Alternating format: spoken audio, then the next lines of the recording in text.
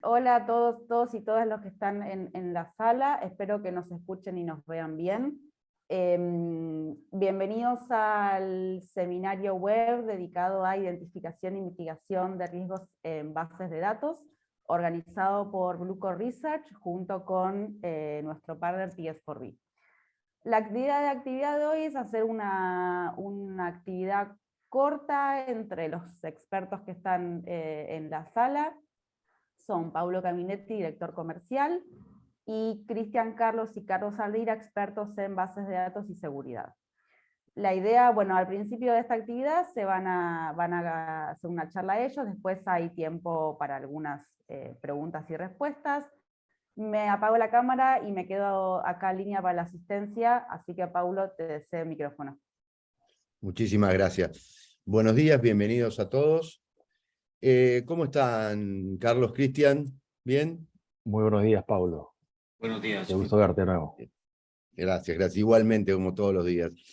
¿Saben qué? Cuando estaba preparándome, recién la escuchaba a Vero cuando arrancábamos, ¿no? Cuando estaba preparando para comenzar este seminario, pensaba que cuando hablo con muchos de nuestros clientes siempre se repiten algunas preguntas, ¿no? Que son típicas, pero la que más se repite principalmente es ¿cuáles son los principales riesgos de la seguridad en las bases de datos? ¿Qué piensan ustedes de eso?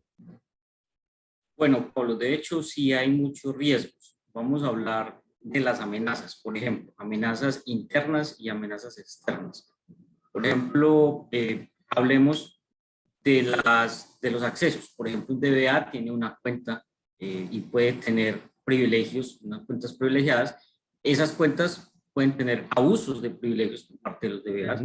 Personal de aplicaciones con acceso a otras cuentas privilegiadas, desarrolladores que todavía cuentan con acceso a algunos ambientes, empleados que salen de la organización y conservan los accesos. Hace un par de minutos, algunos minutos estaba en una reunión y me decían que pues, salen de la empresa y 5 años después todavía intentan acceder a los sistemas y pueden acceder a los sistemas. Ridículo. En realidad todos los que trabajan detrás del firewall son una amenaza interna. Amenazas externas también hay otras, por ejemplo, las aplicaciones dejan ciertas brechas de seguridad. Aperturas, por ejemplo, alguien detecta esas aperturas en las aplicaciones y puede hacer algún tipo de ataque o lograr hacer algún tipo de inyección de SQL. Los famosos formularios de consulta, nosotros podemos cumplir con ellos y inyectar SQL allí. Como puedes ver, hay muchos riesgos o muchas amenazas a las bases de datos.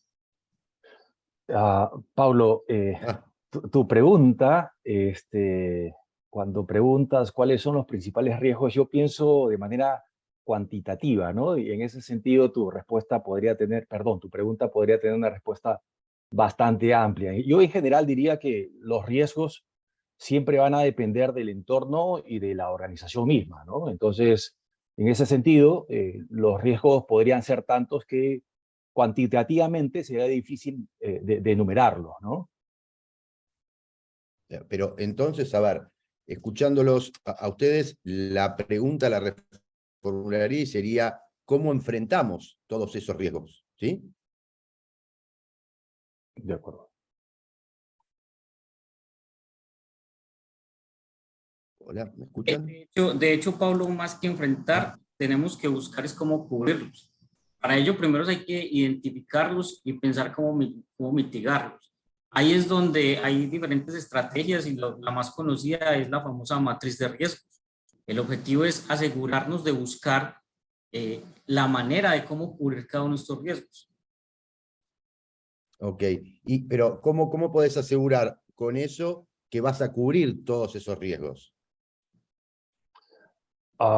Bueno, particularmente la forma en que a mí me gustan ver los riesgos, Paulo, es por tipo de cuenta. Por ejemplo, es muy sencillo obtener la lista de todas las cuentas y luego empezar a clasificarlas, ¿no? Digamos por grupos, ¿no? Por DBAs, por aplicaciones, etc. Una vez que se clasifican, se puede observar cuáles son los riesgos que están asociados a cada tipo de cuenta.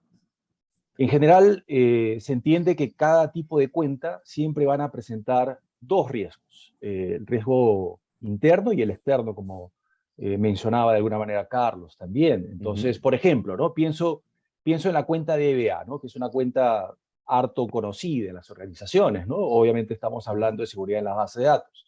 Entonces, alrededor de la cuenta de la base de datos, pienso, por ejemplo, en el riesgo interno, digamos, que se cometa abuso de privilegio, como ya también comentaba Carlos. Imagínate el DBA modificando datos, no solamente modificándolos, sino robándolos, etcétera. O sea, es una posibilidad. De hecho, la cuenta de DBA también puede representar un riesgo externo en el sentido de que podría ser sujeto de robo de credenciales. Alguien que roba el usuario, la contraseña del DBA y los usa para conectarse a la base de datos y realizar actividades ilegítimas o ilícitas, si se quiere. Otro tipo de riesgo para la cuenta de DBA es que un atacante, o sea, hoy en día estamos susceptibles, las organizaciones son susceptibles de ser atacados, que un atacante se apodere de la máquina del DBA y lo use sencillamente para conectarse a la base de datos, igual cometer delitos informáticos de los que ya conocemos. La diferencia entre esas actividades es si la actividad proviene legítimamente desde la cuenta o de la máquina del DBA o si está haciendo o si está proviniendo esa actividad de un atacante. O sea, se trata más bien de qué tan bien el atacante o los atacantes se hacen pasar por un DBA. Okay. Bueno, ahí si me permiten agregar algo más, también se debe pensar en las cuentas que utilizan las aplicaciones para conectarse a las bases de datos. Hay muchas aplicaciones que solamente tienen una cuenta. Las aplicaciones reciben muchas cuentas de usuario y clave. Es verdad. Y todas esas cuentas de usuario y clave de la aplicación pasan a conectarse a la base de datos solamente con una única cuenta. Aquí podemos encontrar amenazas internas, por ejemplo, como que pueden haber muchas o personas o procesos también que utilizan esa cuenta. Entonces, pueden plantar un código malicioso en la aplicación, pueden conectarse con la cuenta a ejecutar scripts. Entonces, ese tipo de amenazas, ¿cómo las controlamos?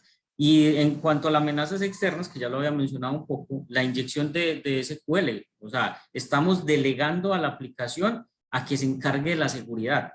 Entonces, seguridad de la base de datos ya no es de la base de datos, sino de la aplicación. Entonces, si hay algún tipo de problema y es detectado por los usuarios, ahora imagínense la concurrencia, ¿cierto? O sea, la aplicación no siempre va a garantizar que se ejecuten los SQLs correctos en los tiempos correctos. Es decir, cualquier error se puede traducir en una brecha de seguridad. Pero entonces, a ver, si esto significa que cada cuenta en una base de datos tiene una amenaza interna y una amenaza externa, ¿sí? Correcto.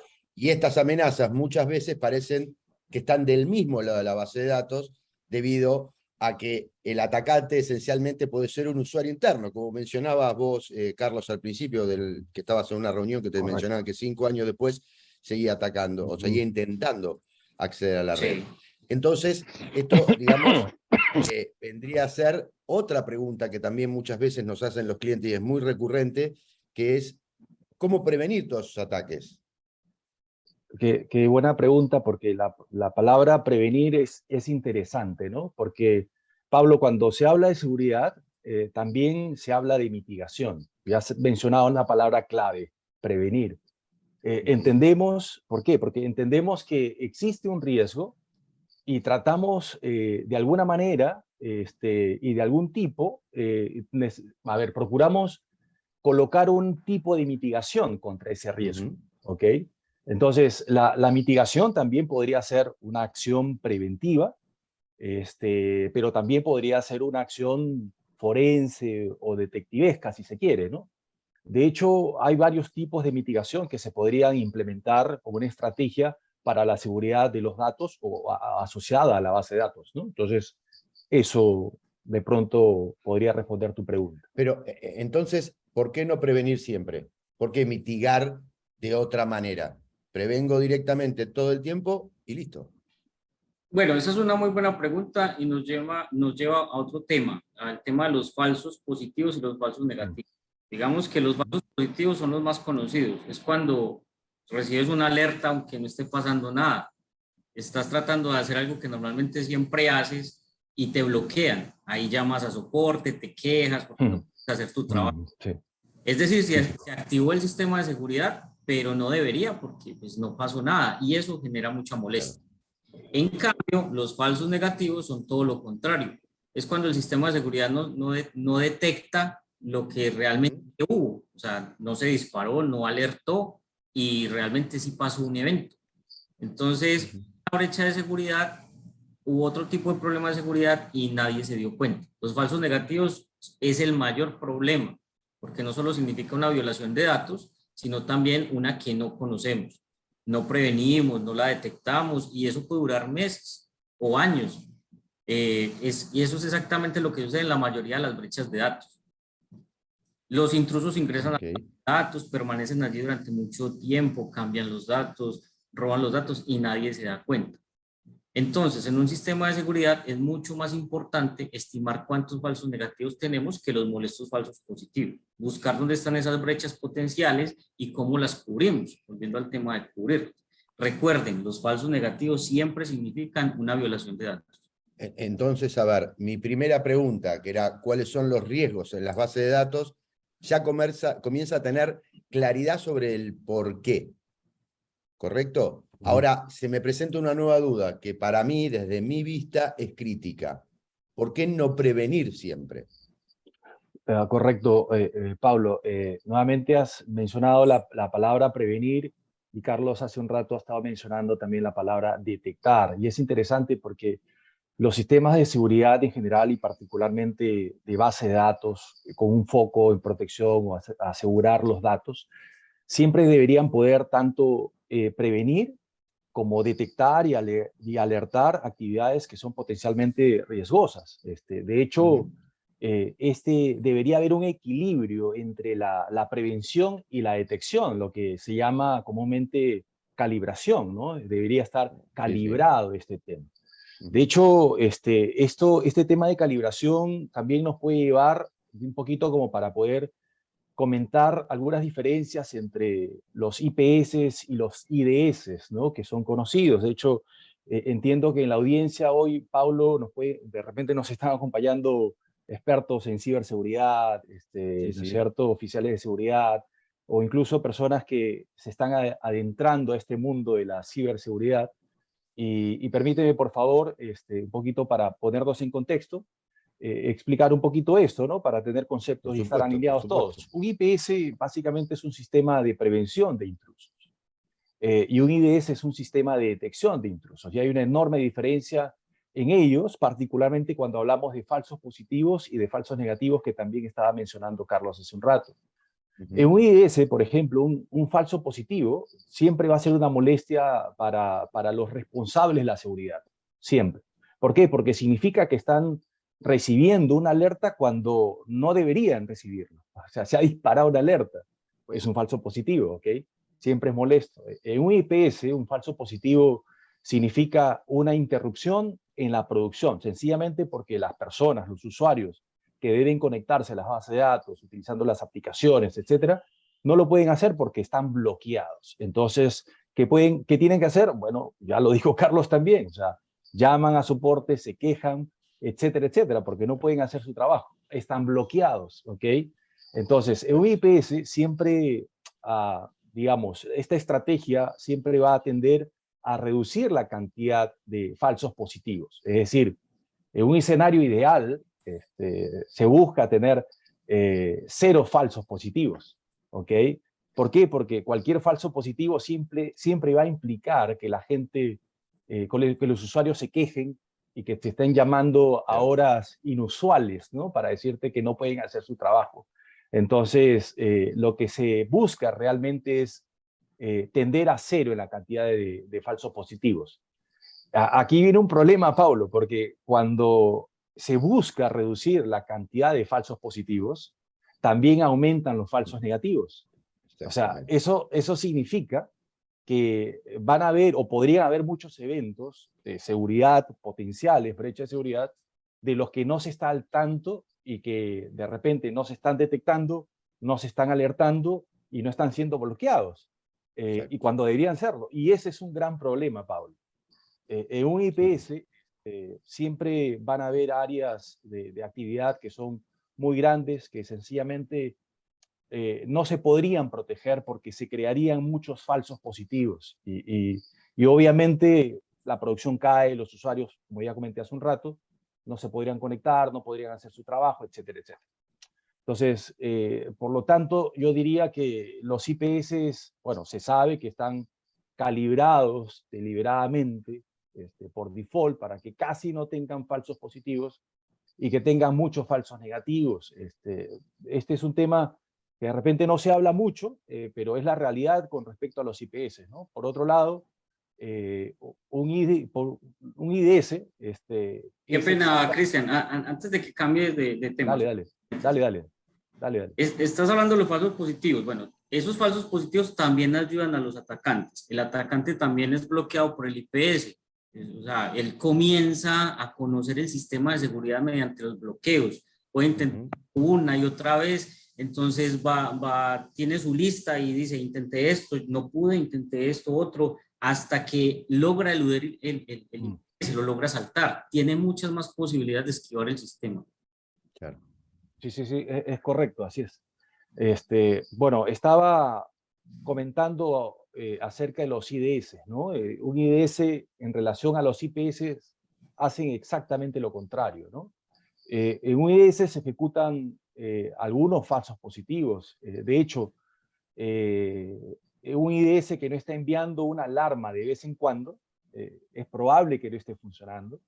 Y si no se activa a veces, probablemente significa que está calibrado de una manera tan permisiva que probablemente no está detectando nada, ¿no? No está detectando actividades riesgosas.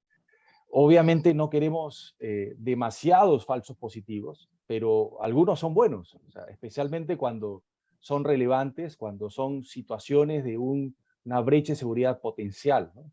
Cuando te está alertando sobre cosas que en teoría podrían ser eventos de seguridad y que se podrían calificar de esa manera, pero que de repente no lo son. Entonces, debido a que los IDS siempre están calibrados para ser mucho más sensibles que los IPS, tienen más posibilidades de detectar un ataque. Entonces, también se pueden implementar políticas, patrones, perfiles de actividad en todo caso, en los que un IPS no se puede implementar debido a que sencillamente se dispararía la cantidad de falsos positivos que se generarían. Exactamente. Bueno, ahí también te interrumpo un momento. Si volvemos al punto de vista del atacante, con el IDS se puede hacer más acciones. El equipo de seguridad recibe la alerta del evento y puede tomar medidas correctivas que van desde cerrar la brecha, redirigir a un ambiente controlado, lo que normalmente se llama un honeypot, bloquear al atacante de alguna manera, incluso si se ven obligados hasta desconectar los sistemas. Hay muchas cosas que se pueden hacer en respuesta y la mayoría de ellas pues obviamente van a dificultar que el atacante vuelva a intentarlo. La verdad, muchachos, perdón que los interrumpo, pero hasta acá me parece excelente la charla que han tenido y muy clarificadora, ¿no? Porque si bien, como mencionabas vos, Cristian, la audiencia hoy tenemos expertos, gente que se dedica a esto o gente que está introduciéndose en el mundo de la ciberseguridad, realmente estos conceptos son importantes tenerlos, entenderlos claros y de entender sus diferencias. Ahora, yo tengo una pregunta adicional sobre esto. ¿Existen algunas otras diferencias entre el IDS y el IPS, además de las que ustedes ya mencionaron? Sí, de hecho, Pablo, hay varias, son tipos de sistemas muy diferentes. Se me viene a la mente una más y es relacionada con el tiempo. Por ejemplo, un IPS es un sistema de protección en tiempo real, que tiene muy poco tiempo para emitir un juicio sobre si la actividad es válida o no. Un IDS puede tomar más tiempo para un análisis, mirar patrones de actividad, ver lo que vino antes y lo que vendría después. El IDS tiene mucho más tiempo para tomar la decisión que la fracción de segundo que dispone el IPS. Pueden ejecutar algoritmos, análisis, inteligencia artificial, etcétera, utilizar procesos más complicados. Eso hace que un IDS sea mucho más inteligente que un IPS en muchos sentidos. Pero entonces, a ver, si yo te hago la siguiente pregunta, ¿es suficiente con solo uno de los dos?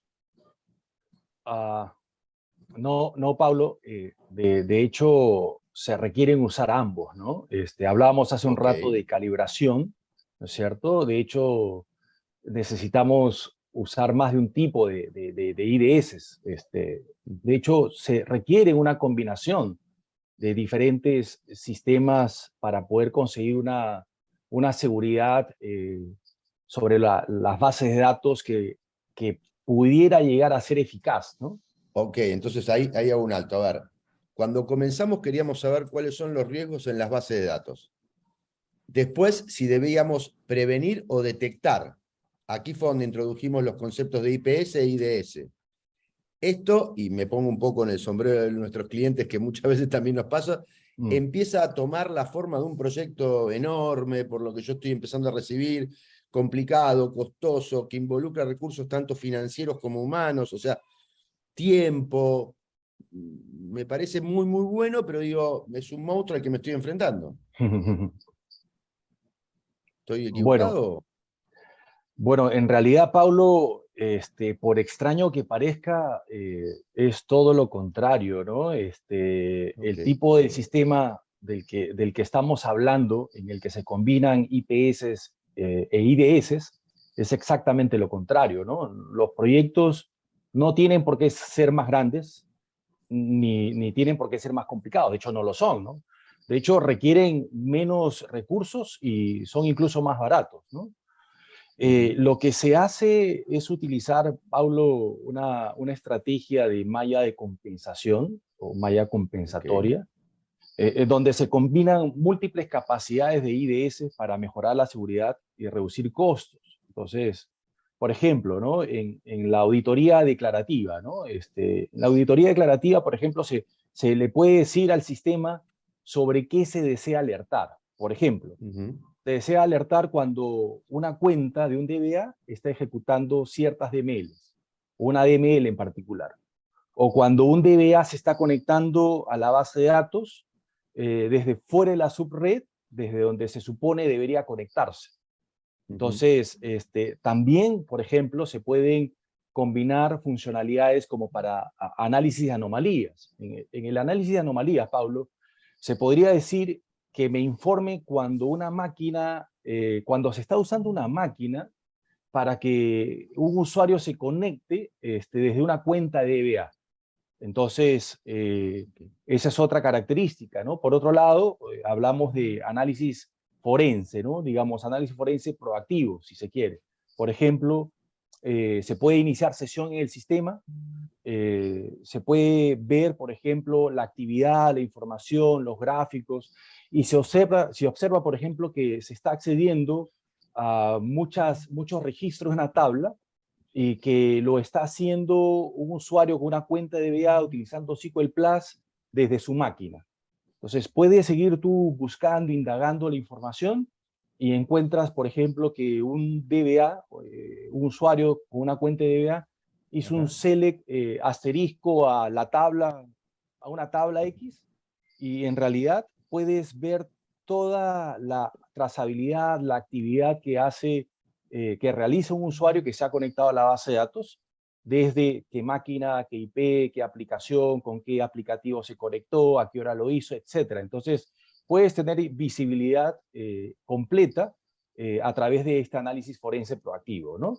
Además de poder implementar medidas también preventivas, ¿no? Por ejemplo, se puede decir que los DBAs no deberían, o los usuarios en general, pero digamos, estamos hablando de cuentas con privilegios, ¿no? Altamente privilegiadas, si se quiere. Entonces, que ciertos usuarios, inclusive los DBAs, no puedan conectarse a ciertos esquemas de base de datos.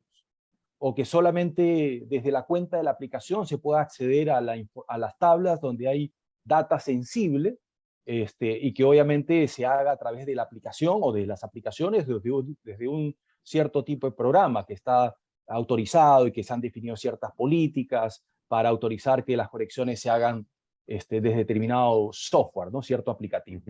Entonces, todos estos diferentes tipos de actividades se pueden combinar, ¿no? Entonces, también pienso que se pueden combinar análisis forense reactivo, controles de gestión, control de cambios, etcétera. Es decir, Paulo, acá tienes todo un abanico de posibilidades de diferentes tipos de capacidades que se pueden implementar y combinar, obviamente, para fortalecer una estrategia de seguridad de los datos o de la base de datos en general, ¿no? Ok, pero entonces ya ahí me estás guiando un poco y me quedo más tranquilo, porque en cuanto al tema de los costos ya veo como que es más simple, ¿no? Me cambia ya la ecuación, digamos, a favor. Pero Correcto. lo que sigo sin entender todavía es cómo es que esto consume menos tiempo en lo que es el deployment, ¿no? Y la capacitación y el preparado de todo esto. Bueno, ¿recuerdas los falsos positivos y los falsos negativos? De los que hablamos hace un momento. Bueno, Sí.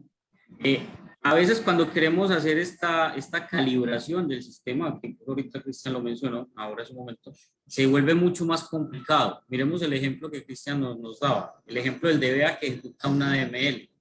Si tenemos esa auditoría declarativa y queremos saber cuándo se ejecuta dicha DML, pues vamos a recibir una alerta, un informe sobre la actividad del DBA.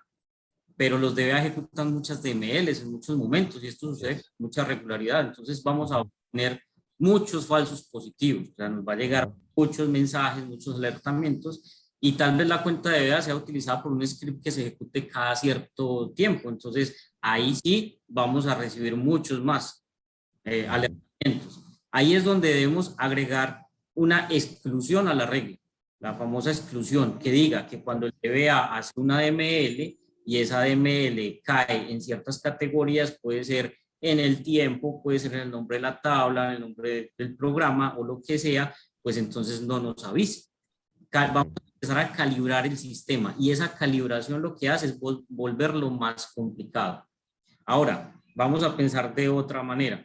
Digamos que en vez de utilizar la auditoría declarativa, vamos a hacer algo un poco más automático, como por ejemplo, una detección de línea base y detección de anomalías. Cuando llamamos anomalía, una anomalía es algo anómalo, o sea, que no está en lo cotidiano o en lo esperado, ¿cierto? Entonces, se le pide al sistema que le avise sobre un DML cuando ese DML es diferente a los que suele ejecutar el DBA. Entonces, este es un enfoque diferente para resolver el mismo problema. Las anomalías son simplemente más apropiadas en este caso. Entonces, en un entorno diferente o un perfil diferente de actividad, la auditoría declarativa podría ser más apropiada. En otro tipo de entorno es posible que no queramos permitir que el DBA ejecute ninguna DML e inmediatamente lo bloquee. O sea, depende del escenario asignar el enfoque correcto. Y eso nos permitirá, por ejemplo, trabajar menos, obtener menos falsos positivos, menos falsos negativos, invertir menos tiempo en seguridad y en esa calibración que tenemos que hacer. Podemos bloquear el DBA cuando se ejecute ciertos DML, o sea, ahí podríamos hacer una combinación de ambos, o sea, combinar las anomalías con las exclusiones a la regla, bloqueando el DBA en ciertos casos, generando un informe sobre los tipos de DML que se generan, por ejemplo, alertar sobre los DML anómalos o inusuales. Entonces, esa combinación como tal nos va a dar una estrategia un poco más pulida en cierto punto. Volvamos al comienzo de la charla, de la conversación, cuando hablábamos de la actividad maliciosa de las cuentas de DBA. Si recuerdan, hablábamos que podía tener una amenaza interna, una amenaza externa. Entonces, en este caso podría ser un abuso interno de privilegios por parte del DBA o un ataque externo por parte que alguien que obtuvo el usuario y la contraseña. Si utilizamos una estrategia combinada, como lo acabamos de mencionar, de cualquier manera lo vamos a atrapar. Esto es una muy buena razón para clasificar las amenazas. Tenemos que sentarnos y mirar cómo clasificarlas y cómo atacarlas según el tipo de cuenta. Generalmente se alinea mucho mejor con las políticas de seguridad que vamos construyendo. Sí, Paulo, tu pregunta es interesante, ¿no? ¿Cómo hacer estos proyectos menos complicados y en menos tiempo, ¿no? Era lo que preguntabas, un poquito para complementar lo que Carlos ha estado diciendo. O sea, otro tema que está relacionado con la estrategia de malla de compensación, es decir, combinar distintos sistemas, IPS, IDS, calibrarlos, etcétera, es precisamente la gestión del costo total de propiedad. O sea, también debemos pensar cómo administrar la inversión de tiempo cuando estamos a cargo de la seguridad de la base de datos. Esto con el objetivo de obtener un nivel de seguridad mayormente predecible, con una inversión de tiempo también mayormente predecible, ¿no? Entonces, bueno, y hay métodos para hacerlo, ¿no? Entonces, comenzando por definir la cantidad de tiempo que se quiere invertir en diferentes tipos de seguridad, de actividades de seguridad, y luego empezar a dividirlas en informes, alertas, etcétera. Y si logramos equilibrar la inversión de tiempo, ¿no? En los diferentes componentes de esta estrategia de malla de compensación, la malla de seguridad, etcétera, vamos a obtener una seguridad equilibrada y se van a maximizar también el valor que se va a obtener de nuestra inversión de tiempo. Entonces, esto es otro beneficio de usar una estrategia de malla de compensación, como estamos hablando.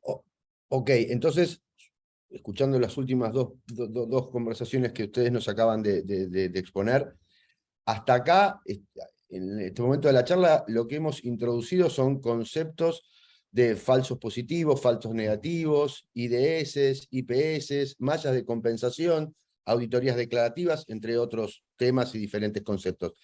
¿Esto estoy equivocado yo? Ya son temas ya más metodológicos. ¿Es correcto esto? Es correcto, Pablo, tal cual. Ok, ok. ¿Y cómo aterrizamos todos estos conceptos con los portafolios de Bluecore Research? Buena pregunta. No sé si, bueno, Carlos podría responder también, pero permíteme, por favor. Bueno, como sabes, en nuestro portafolio de Bluecore Research tenemos particularmente dos herramientas, Core Audit, Core Masking. Core Audit, que tiene un foco particularmente en la seguridad de los datos, ese foco importante en proteger los datos. Tenemos funcionalidades que perfectamente cumplen con estos requerimientos de calibración, con funcionalidades de IPS, IDS, en el sentido de que puede llegar a cumplir con generación de reportes de cumplimiento regulatorio, con hacer análisis forense proactivo, incluso llegar a configurar bloqueos para cubrir esa parte de lo que hemos estado mencionando hace un rato, es decir, la parte preventiva, pero también la parte de detección y alertas, ¿no? Aparte de la cantidad de reportes que se pueden configurar sin ningún problema para poder cumplir o satisfacer los requerimientos de información de parte del área de seguridad. Entonces, estas funcionalidades normalmente nosotros las manejamos en 4 niveles. Solamente permíteme, por favor, yo sé que el tiempo es breve que tenemos, pero bueno, permíteme mencionar, en el caso de Core Audit, manejamos 4 niveles de auditoría, si se quiere. En el primer nivel podemos llegar a hacer un inventario a nivel de diccionario de datos, de las bases de datos que estamos auditando, para poder capturar algunos snapshots, es decir, como para poder tener un punto de partida, una línea base de lo que tenemos a nivel de la base de datos. Esquemas, objetos, usuarios con privilegios, y ver a partir de ahí si en el tiempo empiezan a cambiar ciertos roles, ciertos usuarios, aparece un usuario que ahora resulta que tiene altos privilegios, y empezamos a mapear esa actividad de esos nuevos usuarios que han adquirido, se les ha asignado nuevos roles o que tienen nuevos privilegios sobre la base de datos. Los ejemplos que mencionaban antes ustedes. Correcto, tal cual, porque estamos hablando de un DBA, es un usuario, es una cuenta con altos privilegios. Entonces es importante tener esa visibilidad de lo que están haciendo los usuarios que tienen altos privilegios particularmente. Por otro lado, en un segundo nivel podríamos llegar a cubrir funcionalidades como para generar esos reportes de cumplimiento regulatorio, ¿no? que requiere auditoría. Claro. Entonces, otro nivel como para poder hacer análisis forense, ya lo mencionaba, y el cuarto nivel en donde podemos configurar políticas de bloqueo para manejar o cubrir esa parte de la parte preventiva, ¿no? De actividad, aparte de entender toda la actividad en la base de datos y detectar lo que Carlos mencionaba, el tema de las anomalías, que un usuario se está conectando en una hora no permitida, desde una IP medio extraña, está utilizando una aplicación que no está autorizada, o que sencillamente Tratar de prevenir para que no suceda la catástrofe final. Tal cual, tal cual. Entonces, eso, no quiero extenderme mucho, pero bueno, eso es lo que podemos manejar con Core Audit. Y nuevamente, para cerrar esta intervención mía, Core Audit cumple y satisface completamente todos estos temas que hemos estado mencionando, los temas metodológicos, temas de IDS, IPS, etcétera. No sé si Carlos por ahí quisiera complementar lo que acabo de decir. Bueno, ya hablaste de todo sobre el punto metodológico y lo que hablamos de la charla. Ahora hablemos del producto con respecto al diseño y con respecto a productos de tecnología. O sea, cuando se diseñó Core Audit, se quería y se logró cubrir algunos retos puntuales, como por ejemplo el reto de 100% de captura con poco overhead.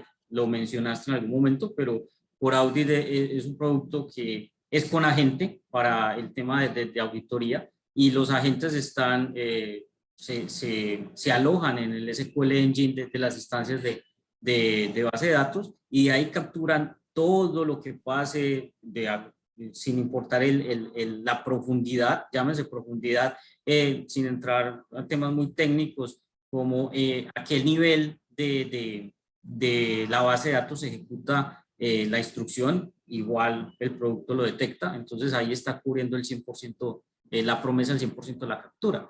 Otra promesa en cuanto a almacenamiento, digamos que muchos de los clientes se quejan de que el almacenamiento de sus herramientas de auditoría crece exponencial.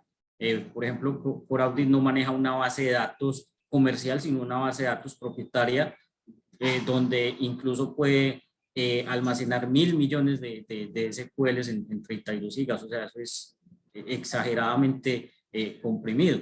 Entonces, ahí es otro reto que logramos cubrir. Ok.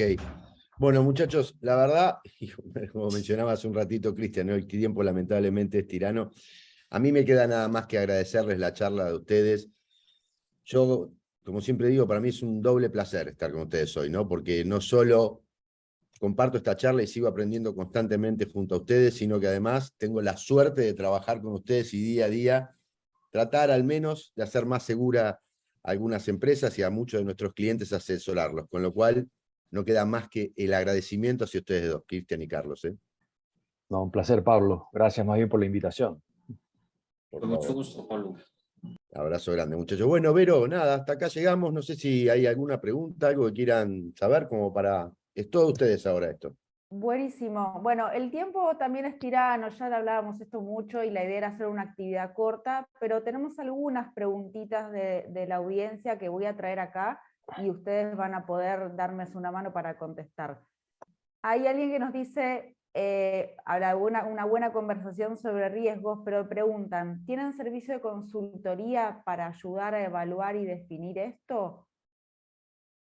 Bueno, si me permites ahí responder. O sea, como lo han visto, Bluecore es, digamos, enfocado a temas de seguridad, tiene bastante conocimiento y productos en su portafolio, no solamente para bases de datos, sino para Java incluso como tal, y archivos también. Entonces, aquí hay que hablar de una mezcla de dos cosas. Estamos hablando de las soluciones como tal y los servicios de implementación. Y ahí es donde nosotros como TS4B también vamos a dar una mano para el tema de la consultoría, de mostrar las mejores prácticas, obviamente bajo los lineamientos de la marca como tal. Entonces, no solamente podemos apoyar en una consultoría, sino que si adquieren los productos, pues obviamente nosotros vamos a ayudar con los servicios profesionales y las capacitaciones que tengan que darse, obviamente, en los productos. Perfecto, creo que con eso queda respondida la pregunta. Otra más es la pregunta que en general nos hacen muchos clientes, creo que haberla escuchado, que es si tenemos soporte para Oracle y SQL Server, y si es así, si pueden ver reportes combinados con información de los dos tipos de bases de datos. Paula sí. Ok, yo respondo esa pregunta, Vero, si me lo permites. Sí, la respuesta corta es sí. sí tenemos soporte para Oracle y SQL Server, pero no solamente para ellas, sino también para MySQL, Postgres, SQL. Si hay algún interés particular en un motor de base de datos que no haya mencionado, también lo podemos validar sin ningún problema. Con respecto a los reportes, sí, efectivamente. O sea, sí podemos, a ver, Core Audit es tan amigable y además tiene las características suficientes como para poder generar reportes de base de datos cruzados, ¿no? Es decir, siempre va a poder generar esos reportes para todas las bases de datos sin ningún problema, ¿no? Entonces, aparte de la capacidad que tiene, la flexibilidad para poder personalizar y traer las columnas, la información que se requiere, ¿no? Para generar reportes que agreguen valor al área de seguridad. Perfecto. Y una consulta más, que esta ya la vivimos creo que todos los días, y Paulo cuando la diga me va a decir otra vez esta pregunta, que es sobre el modelo de licenciamiento. Sí. A ver, nosotros manejamos actualmente, y es una buena pregunta, por más como vos decías, ¿no? Constantemente nos repiten esto, pero es una muy buena pregunta. Nosotros manejamos dos tipos de licenciamiento, ya sea lo que es la renovación, la suscripción anual, o lo que es la perpetuidad, o sea, la compra por única vez de las licencias. ¿Pero por qué digo que siempre es una buena pregunta? Porque en un mundo donde los modelos de negocio están constantemente cambiando, hoy muy pocas soluciones de alto nivel están ofreciendo perpetuidad como la que estamos ofreciendo nosotros. Generalmente todo tiende a ir a lo que sería la renovación anual. Con lo cual, la respuesta corta, tomando las palabras como dijo Cristian, es sí, tenemos las dos, tanto anual como perpetuo. Perfecto. Y igualmente, a ver, Paulo está disponible para cualquier cuestión que se necesite seguir viendo y demás. Nuestro correo electrónico, nuestros canales de comunicación están abiertos para cuestiones comerciales también. Y la última pregunta, porque queremos ser respetuosos con el tiempo que establecimos para la actividad, tiene que ver con requerimientos de PCI y SOX, que nosotros esta pregunta también es muy habitual, pero la pregunta injusta es si hay reportes para estos. Bueno, ahí digamos que no hay respuesta corta, pero voy a intentar. La necesitamos la respuesta corta. Me corre el tiempo. Sí, lo que pasa es que cuando hablamos de PCI estamos hablando básicamente de protección de tarjetas o datos, está más enfocado a lectura. Cuando hablamos de SOC, estamos hablando más sobre escritura, sobre modificar los datos. O sea, son dos tipos de regulaciones diferentes. Y la respuesta corta es que sí tenemos los reportes, pero la respuesta larga es que si realmente quieren tener a sus auditores, a sus departamentos de auditoría contentos, tenemos que sentarnos con ellos, mirar si lo que le ofrecemos satisface sus necesidades o sus requerimientos a nivel de reportería, y si no, pues hay que entrar a diseñar algunos otros reportes un poco más personalizados para que ellos realmente queden contentos. ¿Qué quiere decir? Que por lo menos se van a necesitar un par de horas de dedicación a sacar ese tipo de reportes. No quiero extenderme un poco más, pero también incluso a nivel de sugerencias o de buenas prácticas, también la marca como tal da algún tipo de recomendaciones, hay white papers relacionados con el tema sobre cómo manejar este tipo de regulaciones.